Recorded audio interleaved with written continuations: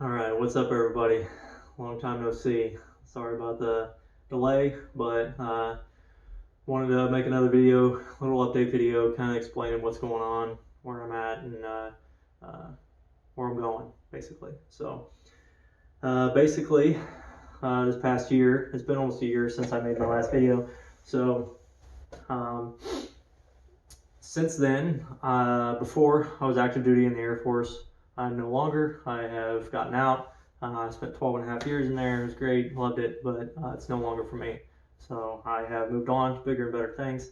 As you can probably tell, I'm in a different garage. Not in the same garage that I was in before. I'm not in the same house. I moved almost 1,100 miles across country. So this past year, I've basically been dealing with the Air Force and getting out. Some of you may be familiar with that.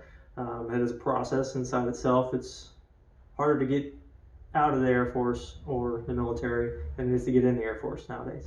But that's my personal opinion. But anywho, also been packing up my entire life and moving it and putting it in a truck and driving it across the states. You know, I'm 1,100 miles away. So that included everything that's in this garage.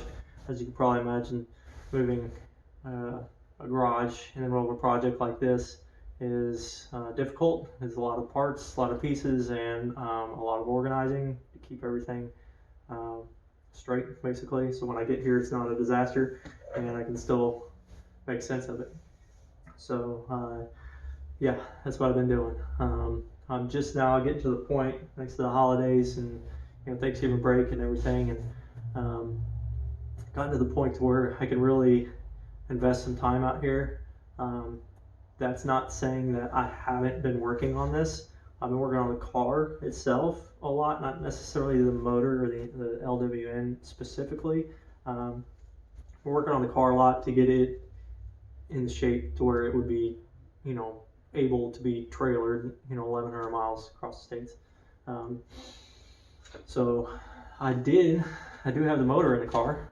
I have a transmission in the car, so that is a step forward. The engine's assembled, but it's not. I'm gonna take it back apart. I need to build it. It's not built. It's assembled, but it's not built. So it's in there, but it's not ready to go. So I'm gonna take it back out and tear it all down. I'll show you all that process. You haven't missed anything there. But I'm gonna make another video in the future about where the car's at specifically. But this is more of a overall just hey, what's up? I'm still working on this kind of video. So I do want to answer some questions, some common questions that I've gotten in the past year, and go from there. So this is that kind of video. So start off. That motor is in the car, like I said, with the T56. I am going to be running the T56 transmission. That is a question I get a lot: is how do you adapt the T56 to this motor? The answer is basically GM, Cadillac specifically, made a V6 from like 2015 to 2020, I believe. They had the CT5, I believe, the Blackwing or whatever that they call it.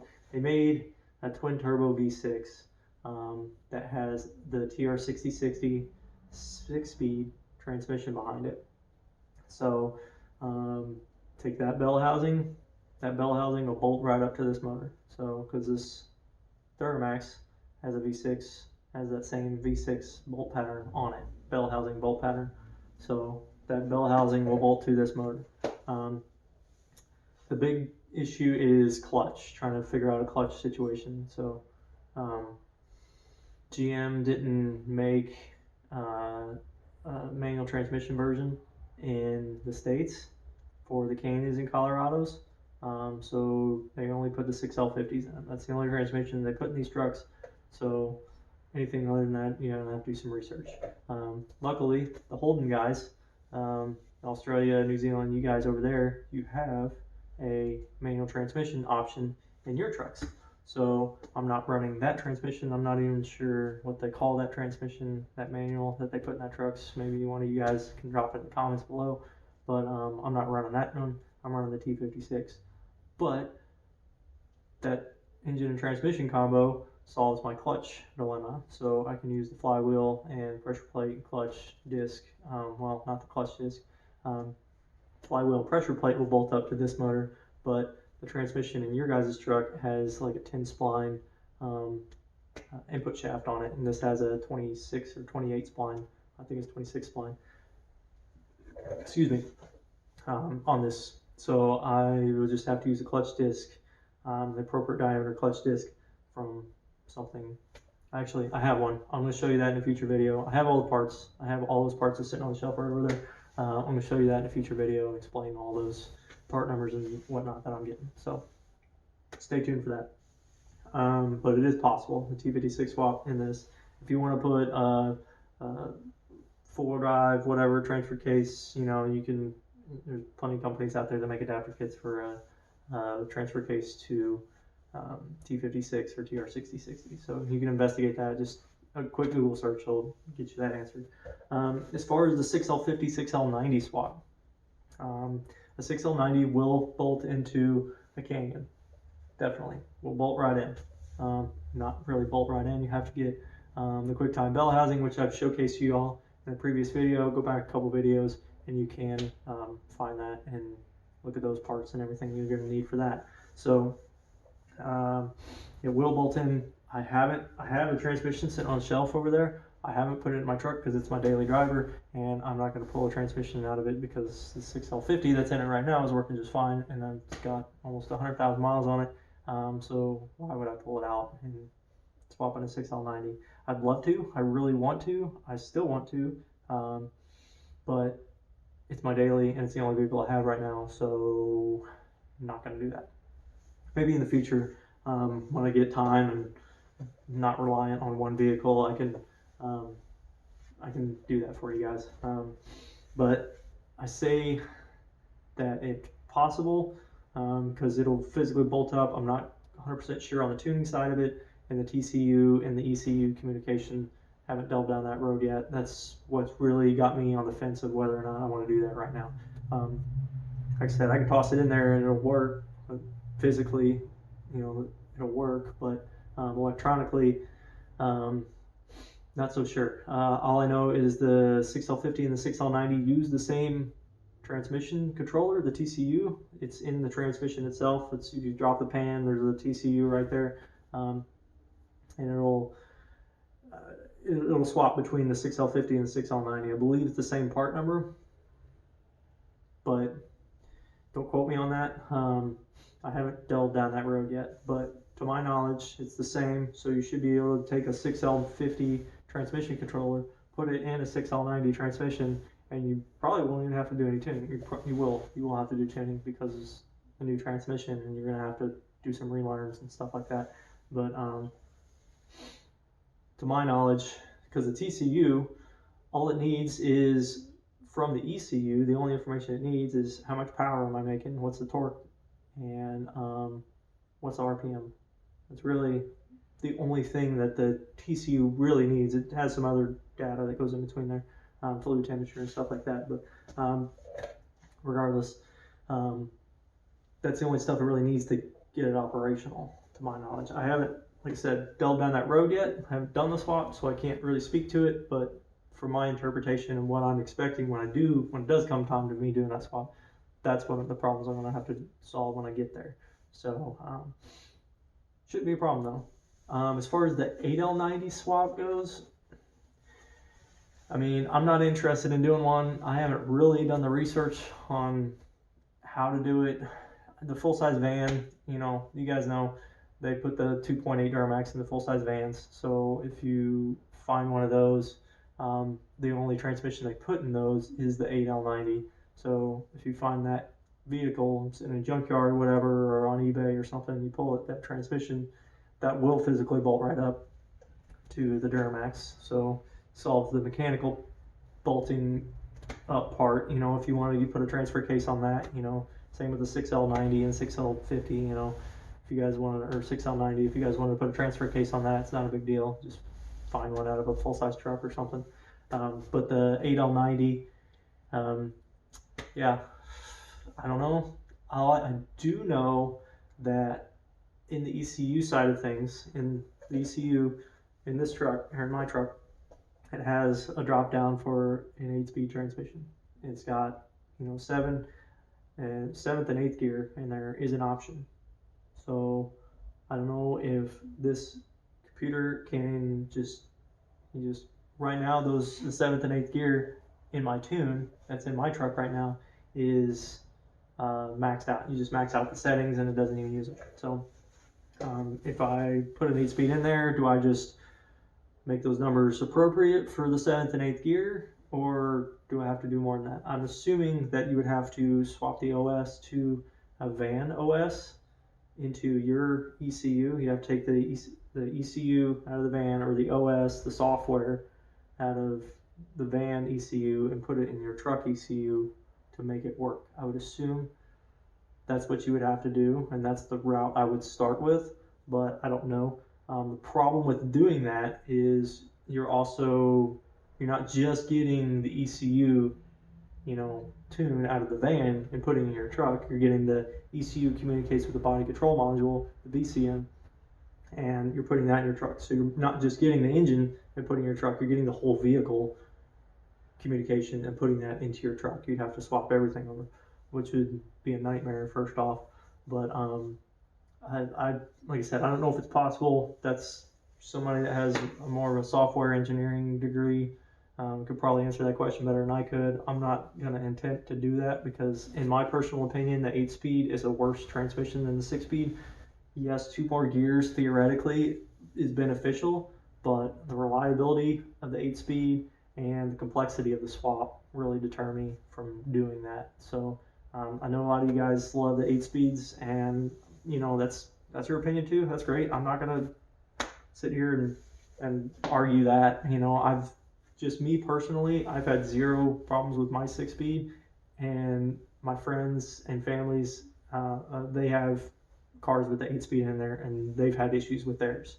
So if I haven't had any issues with mine and they're having issues with theirs, why would I put that transmission in mine?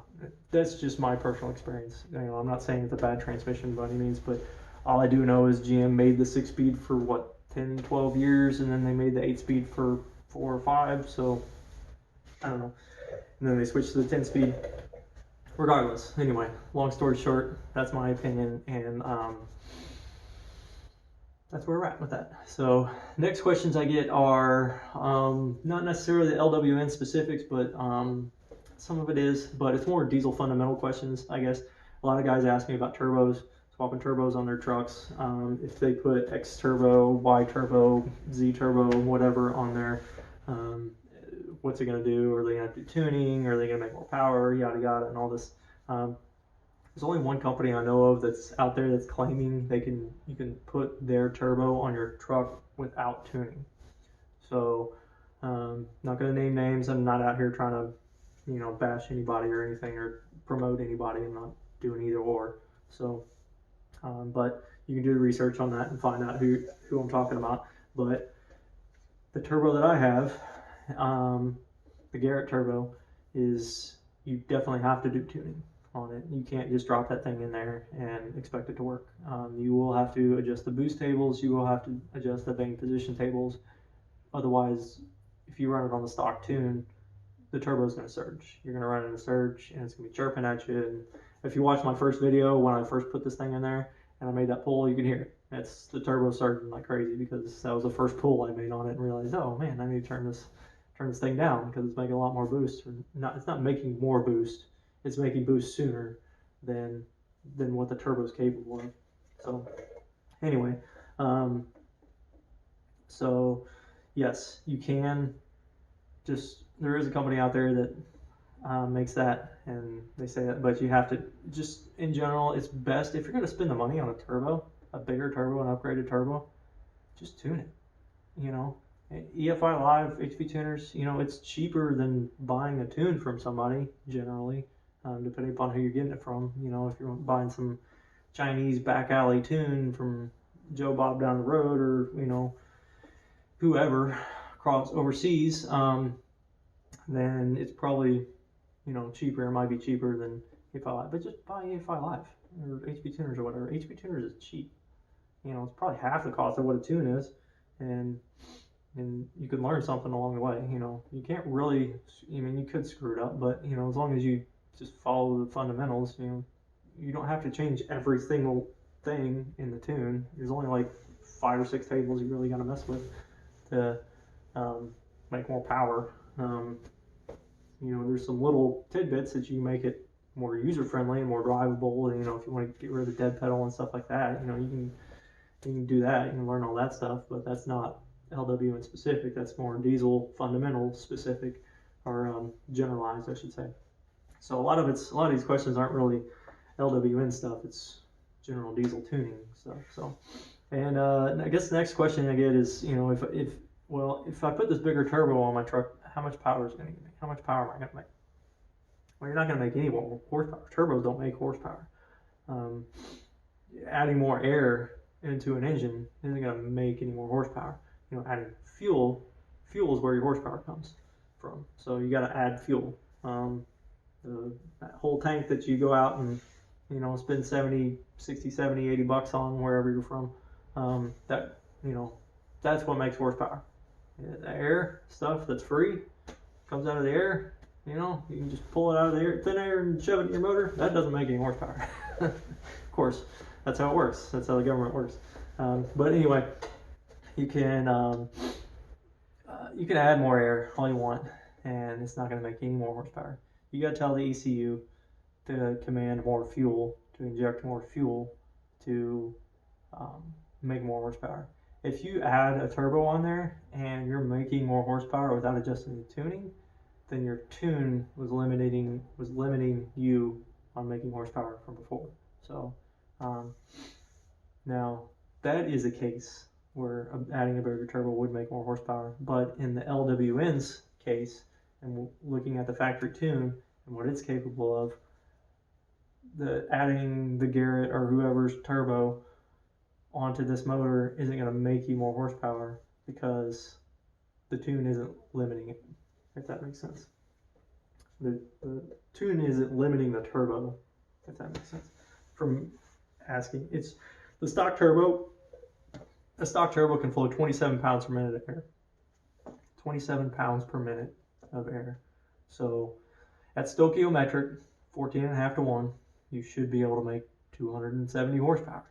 You know, the Garrett that I got on there now flows 32 pounds per minute of air. You know, I should be able to make 320 horsepower if I am running a stoichiometric air fuel ratio with that turbo. The stock injectors can't keep up with that. Stock injectors should max out at like 200, 210, 220 if you really stretch it.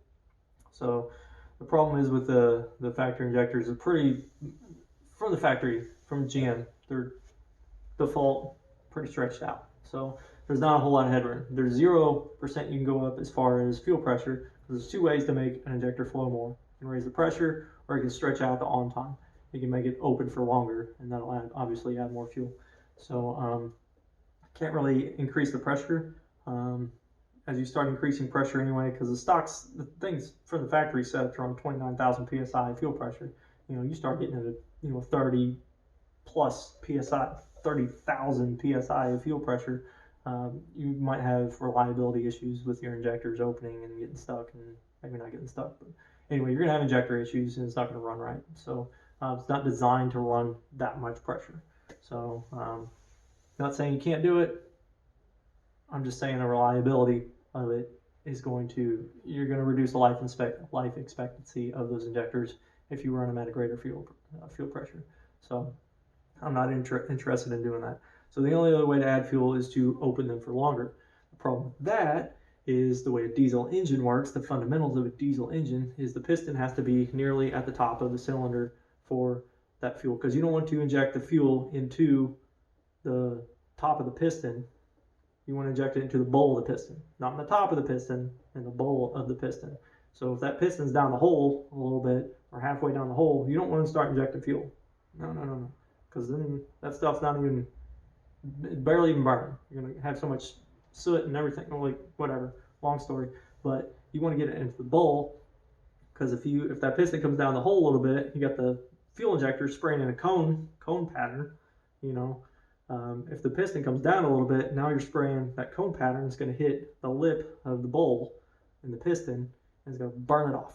It's going to melt the piston, probably overheat the piston, you're going to crack the piston, and then, long story, guys have cracked pistons in the past. I'm not saying it's because of tuning. I don't know why they cracked their pistons. I've never looked at their engines. I've never looked at their tunes. I don't know. I've seen pictures, but I can't speak to the cause because I've never seen the engine. I don't know the tune. I don't know what they were driving it like when it happened.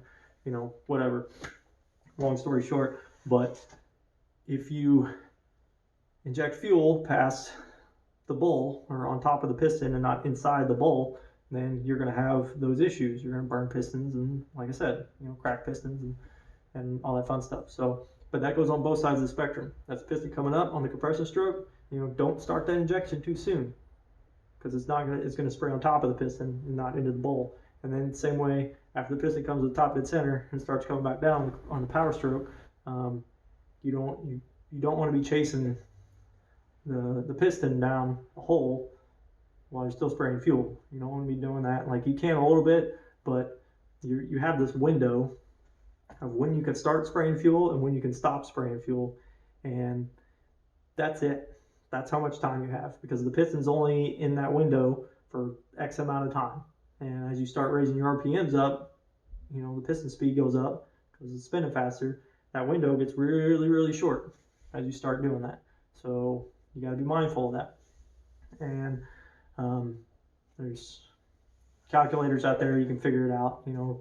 Easy math will let you know how much time you have, but basically that's what it comes down to, is you only have so much time. So if you, like I said, with a stock injector, you're at 200, 210, 220 horsepower. 220 is really, that's stretching it. That's what they say when you got that thing cranked up to 2 and 4 and you over here making 220 horsepower, and they tell you not to tow with that tune.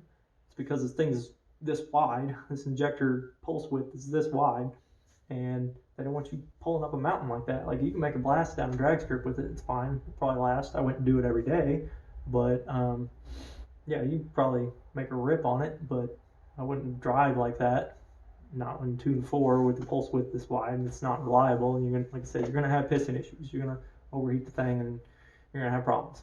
So, regardless, that's basically what I'm saying.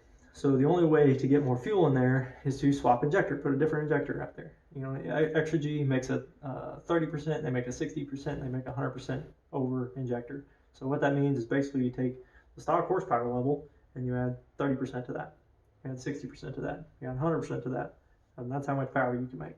So that being said, like I said, you can stretch the stock injector to 200, 210, 220. So you can add 30% to that 200. Mine's set at probably like 200, 210 maybe horsepower, and probably more closer to 200, 205 is about where I'm at. I haven't put it on the actual dyno because dynos are, it's just a number, but it's about where it's safe and what I feel is safe. And I feel like I'm in a safe spot. I'm in a reliable spot. I'm not going to hurt the injector. I'm not going to hurt my pistons, but I'm going to make it more horsepower than I am stock. So, but is it on the edge? No, it's not on the ragged edge of things. I'm comfortable with that, and that's where I'm interested in running this truck. So that's where I set it. Regardless, you can put a 30% over injector in there at 200 horsepower, and that'll get you to 260. Roughly, probably 270 if you're stretching it, 280 if you're really stretching it. But same way with the 60% over, that'll put you in the like 300 and 320-ish horsepower range, probably around there, something like that. And then obviously 100% over will put you in the 400, 410, 420-ish horsepower range. You can obviously stretch that further. Guys have done it, and I've had success and failures at that as well. So I've never done it personally, so I can't speak to it. All I know is what I've read on the internet and what I've seen on YouTube. So, but I'm going to test it out and see what happens. So basically, moving forward, what I'm planning on doing with this thing, like I said, I got the motor in there. I got a whole plethora of parts. I got some badass stuff, some Nobody's doing this. Nobody. I've never seen anybody do this. I'm gonna try some stuff with this motor and really kick it into high gear and see what kind of support I can get out of it. Really see what kind of support the industry is willing to help out with this platform. Because in my opinion, you know, there's not enough support out there for this motor. Granted, they don't make this motor anymore, so there's that. But at the same time, it's really tough to modify this platform with the amount of parts that are available for it. So I really appreciate the companies that do make parts for this, and you know, they do make things possible, but you know, you're pretty much modifying the stock stuff, or you know, old school hot rod days, you know, just taking parts out of something else and putting it in this and see if it'll work, you know, see if you can make it line up, you know. Otherwise you're calling up some company to make you a custom part, which is not cost effective. So not trying to do that either. But yeah, I got some exciting stuff coming in the future. I don't know when I'm going to put out my next video. Might be a month, might be 2 months. I don't know. Might be next week. Who knows? But I'm going to try to put something together for you guys that's going to be exciting to watch. And I am working on it, just to show you that. I was working on it today right before I started making this video. So making progress still. The holidays is giving me time to do that. So I wanted to thank you guys for watching. Thank you guys for sticking around. If you guys have any questions, please feel free to reach out. I hope I answered some questions. I hope you guys can answer some questions maybe. If somebody has some questions, drop them below. I'll do my best to answer them. I'm usually pretty good about it. But if you guys can answer it, try to help the other guys out too. You know, we're all here together and we're all trying to make horsepower and learn something. So I'm not much of an entertainer, as you can probably tell. I'm more here about the technical aspect of things and the mechanics of it. So if you have any questions on that end of it, I could probably help you. But if you're here for entertainment, I'm sorry, I'm not that good at it. But hope you guys enjoy your holidays. Have a good one. If you need anything from me, please feel free to reach out. Thanks. Have a good one.